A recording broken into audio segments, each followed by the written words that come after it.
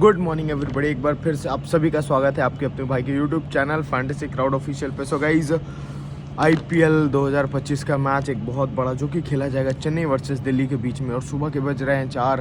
हम तो हैं तैयार यार, आँख से नींद गायब है बिकॉज आज दो मैच है, तो मिलना चाहिए आपका प्यार। पीछे में दिख रहा होगा आपको, बैकग्राउंड में कंपनी दिख रही है और सारे लोग सो रहे हैं। आखिरी 1 घंटा रिलीव का मिला और उस वक्त का सदुपयोग हो रहा है आपके वीडियो के लिए, तो उम्मीद करता हूँ थोड़ा सा लाइव कमेंट तो मिल ही जाएगा यार। क्या बोलते हो? तो चलो, बहुत बड़ा मैच है जो कि खेला जाने वाला है चिदम्बरम स्टेडियम, और बहुत बड़ी अपडेट है, इंजरी अपडेट है। क्या थाला आज कैप्टनसी करेंगे? जो मज़ा आने वाला है। क्योंकि ऋतुराज को है इंजरी, ऐसा कहा है, और थोड़े से हिंट्स दिए उनके कोच माइक हसन ने कि हो सकता है विकेट के पीछे जो नौजवान लड़का है वो आपको कप्तानी करते हुए दिखे, ऐसा कुछ कहा उन्होंने। और ऋतुराज गायकवाड़ नहीं खेलेंगे तो टीम में होगा बदलाव। क्या बदलाव होगे, बहुत सारी चीज़ें बताएंगे। वीडियो में अंत तक बने रहना, अपना कमेंट ज़रूर करके आना, और लास्ट मैचेस की जो विनिंग्स है वो भी आप लोग टेलीग्राम पे शेयर कर लेना, और टेलीग्राम से जुड़ना बहुत ज़रूरी है, जिसका लिंक डिस्क्रिप्शन और फर्स्ट कमेंट में है। और ये स्कैनर दिख रहा है यहाँ पर भी आप ज्वाइन कर सकते हो, ये टेलीग्राम का स्क्रीनशॉट, ये स्कैनर, ठीक है। अब चलते हैं मैच की तरफ बिना किसी देरी के। सुबह के मुझे लगता है 4:45 हो रहे हैं, और वीडियो आपके समक्ष रिकॉर्ड के लिए तैयार है, और मोस्ट प्रोबेबली 1-1.5 घंटे में घर जाऊंगा, तो उसके बाद पहुंच ही जाएगा वीडियो आप तक, बिकॉज दूसरे मैच की भी तैयारी करनी है। तो अब बिना किसी देरी के स्टार्ट करते हैं। चिदम्बरम स्टेडियम चेन्नई में जो मैच है, जनरली इसे हम स्लो विकेट के तौर पे जानते हैं, बट इनिशियली जो है यहाँ पर आरसीबी की पेसर्स ने फर्स्ट इनिंग में बाउंस एक्सट्रैक्ट किया था, और खास करके सेकंड इनिंग में अंडर लाइट्स में भी यहाँ पे बाउंस मिलेगा। सेकंड इनिंग में तो और एक्सट्रैक्ट किया था शायद आरसीबी ने, हाँ, चेस नहीं कर पाई थी चेन्नई, सेकंड इनिंग में एक्सट्रैक्ट किया था। आपने देखा होगा जोस हेजलवुड ने शॉर्ट बॉल डाल के परेशान किया था राहुल त्रिपाठी को, शॉर्ट बॉल में परेशान हुए थे। ऋतुराज गायकवाड़ भी 50 मारा था शायद उन्होंने, तो जो भी हो, चोट भी लगी थी उन्हें। वो शायद आरआर वाला मैच था जिसमें चोट लगी थी, आरआर वाले मैच में चोट लगी थी, लेकिन आरसीबी वाले मैच में जल्दी आउट हो गए थे। हाँ, आरसीबी वाले मैच में जल्दी आउट हो गए थे। एनीवेज, जो भी है, यहाँ पे स्पिनर्स क्रूशियल रहते हैं। फर्स्ट इनिंग के स्पिनर्स क्रूशियल होंगे, सेकंड इनिंग के पेसर क्रूशियल होंगे। अब कौन खेलेगा, क्या खेलेगा, कैसा खेलेगा, डे गेम है, अब हम सबकी बात करेंगे, तो गेट रेडी। तो एक अनोखी बात क्या है कि सीएसके ने यहाँ पर अभी तक 2010 के बाद अपना किला भेदने नहीं दिया है दिल्ली वालों को। दिल्ली वाले यहाँ से मायूस होकर गए हैं। 9 में से 7 मैच बैक टू बैक हारे हैं चेपक पे 2010 के बाद से। 2008 में पहला जीता, 2010 में जो दूसरा जीता, उसके बाद तीसरे के लिए खकन गए यहाँ पर, तरस गए यहाँ पर। लेकिन आरसीबी के साथ भी शायद कुछ ऐसा ही था, और आरसीबी वालों ने उस इतिहास को बदला था। तो आपको क्या लगता है, कमेंट करके बताओ कि इस मैच को कौन जीतने वाला है। मुझे लग रहा है कि फिर से सीएसके जीतेगी, अगर थाला भाई आ जाएंगे कैप्टनसी में, बहुत बड़ी बात है। लेकिन कैप्टनसी बहुत डिपेंड करेगा, बिकॉज अगर ऋतुराज गायकवाड़ नहीं खेलेंगे तो कौन खेलेगा, कौन आएगा 1 डाउन? क्या फिर आप राहुल त्रिपाठी को नीचे करोगे? बिकॉज बैटिंग का जो लाइनअप है ना, मुझे लगता है कि कुछ चेंजेस होने चाहिए, और ये चेंज हो सकता है। अभी फ़िलहाल नोट्स में मैंने दिल्ली को फेवर किया है, लेकिन जब मैंने पढ़ा इनिशियल स्टेज पे, लेकिन जब मैंने पढ़ा कि भाई ऋतुराज गायकवाड़ नहीं खेलने वाले, तो भाई ये बहुत बड़ा डेंट भी है उनकी बैटिंग लाइनअप में, क्योंकि वैसे उनकी बैटिंग चल नहीं रही। मैंने लास्ट बार भी वीडियो में कहा था कि 175 प्लस स्कोर इनसे चेस हो नहीं रहा है, 180 से ज़्यादा रन इनसे बन नहीं रहा है। फर्स्ट इनिंग में बन गया तो वो भी कभी कभार। तो भाई ये इनको थोड़ा सा सिर्फ हिटर शिवम दुबे के भरोसे मिडिल ऑर्डर में, और जिमी एवर्टन को ले आए हैं, लेकिन ना उन्हें बॉलिंग कराई जा रही है 1 से 2 बार, सैम करन से भी 1 से 2 बार। तो फिर क्यों एक्स्ट्रा बैटर के साथ खेलो ना, उन पर रिलाई करो ना। एनीवेज, डेवन कॉनवे बैठे हुए हैं, तो ओवर्टन और कुरन की जगह डेवन कॉनवे अगर आते हैं तो स्ट्रेट फॉरवर्ड आपके कैप्टनसी मटेरियल हो सकते हैं। भाई साहब बहुत अच्छा स्पिन खेलते हैं, और मेरे हिसाब से स्टार्क के सामने, मतलब ऐसा कोई सामने बॉलर ही नहीं है जिससे परेशान होंगे, कोई मैचअप ऐसा नहीं है। और अभी रिसेंटली भी अच्छा फॉर्म से आ रहा है डेवन कॉनवे। अब हम सीधा बात करते हैं प्रोबेबल 12 की, तो आपको दिखेंगे रचिन रविंद्र, राहुल त्रिपाठी ओपन, या फिर डेवन कॉनवे ओपन करते हुए 1 डाउन राहुल त्रिपाठी। ये क्या होगा ना, राहुल त्रिपाठी का जो स्पिन का गेम है ना वो निकलेगा, और अगर ऐसा होता है ऋतुराज नहीं खेलते, डेवन कॉनवे अंदर आते हैं, तो this could be the Rahul Tripathi's game. लोग इग्नोर करके आएंगे जस्ट बिकॉज ऑफ स्टार्क, लेकिन क्या पता स्टार्क को फेस करने का मौका ही नहीं मिला राहुल त्रिपाठी को, क्योंकि रचिन रविंद्रा का स्टार्क गिला बहुत अच्छा रिकॉर्ड है, और वो ऐसे विकेट्स पे जहाँ पे ज़्यादा बाउंस नहीं मिलेगा, खास करके बैटिंग फर्स्ट में, सेकंड बैटिंग में मिल भी जाए, बैटिंग फर्स्ट में रचिन रविंद्र भी इंपॉर्टेंट हो जाएंगे, राहुल त्रिपाठी भी इंपॉर्टेंट हो जाएंगे। ठीक है, इस चीज़ का थोड़ा ध्यान रखना। चेन्नई का मिडिल ऑर्डर जो स्पिनर्स को भर भर के विकेट दे रहा है, अगर आपको याद होगा वनिंदु हसरंग ने शायद 4 विकेट लिए थे, अगर मैं गलत नहीं हूँ तो। तो क्वालिटी स्पिनर सामने है, विपराज निगम पे किसी का ध्यान नहीं है, उनकी भी हम बात करेंगे। उसके बाद मुझे लग रहा है शिवम दुबे या फिर ऋतुराज गायकवाड़। तो अगर जेमी ओवर्टन की जगह कौन में आते हैं तो फिर विजय शंकर की जगह अश्विन को भी लाना होगा, जिनका रिकॉर्ड सामने वाली टीम के खिलाफ बेनतहा ज़बरदस्त है। और अगर फर्स्ट बॉलिंग करते हैं, सेकंड बॉलिंग करते हैं, कुछ भी कर ले अश्विन, बैटिंग से भी आपको पॉइंट देंगे बिकॉज मिडिल ऑर्डर चल नहीं रहा, बैटिंग में भी आ जाएंगे। तो जितने स्पिन बॉलिंग ऑलराउंडर है चेन्नई को वो इंपॉर्टेंट है, मुझे ऐसा लगता है, अगर बैटिंग ऑर्डर चेंज नहीं हुई तो। ठीक है, उसके बाद शिवम दुबे, विजय शंकर लास्ट मैच में, यहाँ पे अश्विन आ सकते हैं, रविंद्र जडेजा, MSD, नूर अहमद, पथिराना, खलील।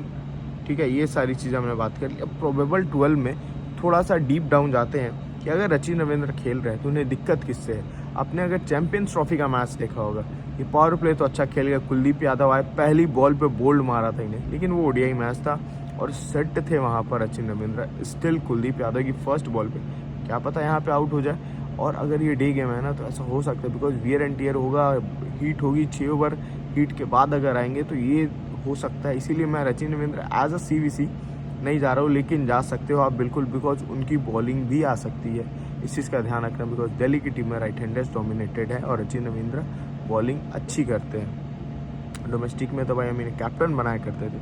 उसके बाद राहुल त्रिपाठी, मुझे लगता है कि इनका पोजीशन थोड़ा सा नीचे करना चाहिए। स्पिन को अच्छा खेलते हैं और स्पिन को विकेट दे रही है चेन्नई वाली टीम, और इस रिकॉर्ड को अगर बदलना है तो राहुल त्रिपाठी को नीचे आना होगा, ऊपर नहीं, जो कि हम देख रहे हैं। और शायद इस मैच में आपको ड्रीम टीम में फिर से माही भाई भी दिखे, जिस तरह की बैटिंग चेन्नई की टीम कर रही है।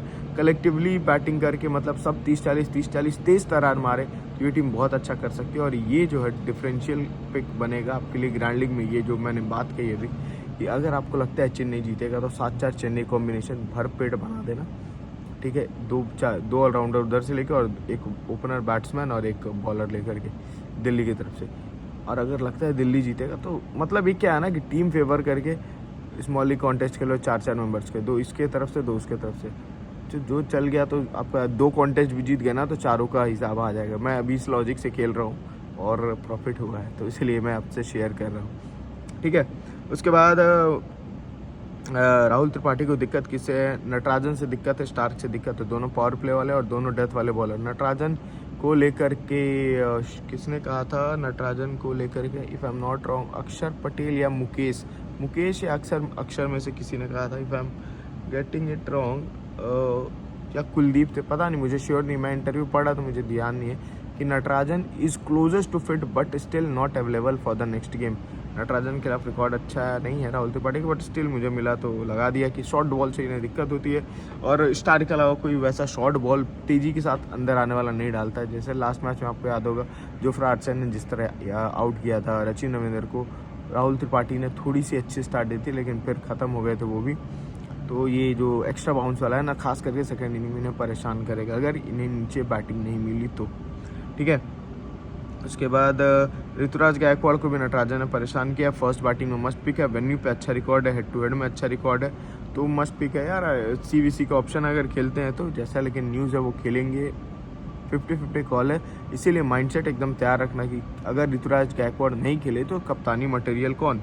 उसके बाद आते हैं शिवम दुबे, जिसका विकेट मुझे लगता है कि भाई विपराज भैया का शिकार बन सकते हैं। ये इस चीज़ का थोड़ा ध्यान रखना, विपराज जिस तरह से फ्लाइट देने से डरते नहीं भाई, मतलब ऊपर डालने से डरते नहीं, जहाँ पर ये आंख मूंद करके भी इन्हें बोलो ना तो ये छक्का मार सकते हैं। कौन?